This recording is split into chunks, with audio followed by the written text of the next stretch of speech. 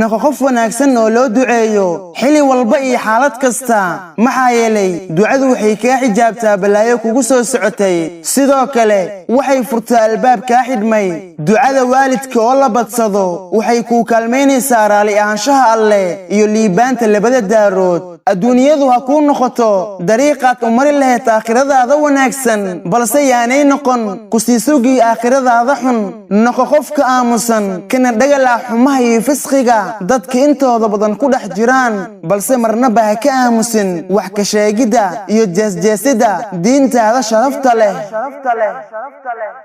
daacad noqo xilliga lagu dulmiyo dulqaad yeelo xilliga laga gardaran yahay naxariis yeelo xilligaad qof caawinayso sidoo kale samir yeelo xilligaad hawl hayso hafaafin ceebaha iyo siraha lagu qarsado maxaa yeelay waxaad haysaa ammaano sanduuqa ku jirta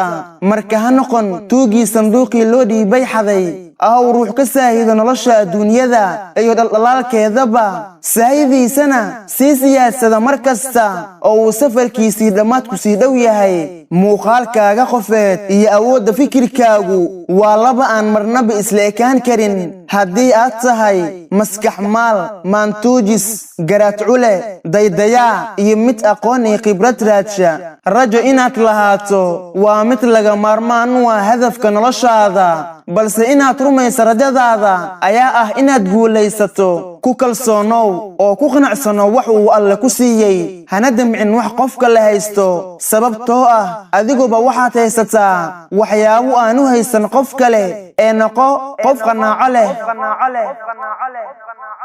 hawalwalin hana calaacalin markay xaaladda kugu adkaato balse ogsoonow inuu jiro qof la xarbanaya waayitaanka wixii noloshiisa ugu qaalisanaa oo ah naftiisa waxa ugu qiimaha sareeya haddana lacag iyo hanti badan lagu kasban ee qofka muslimka yeesha waa inuu noqdo qof akhlaaq wanaagsan leh sidoo kalena alla ka cabsi badan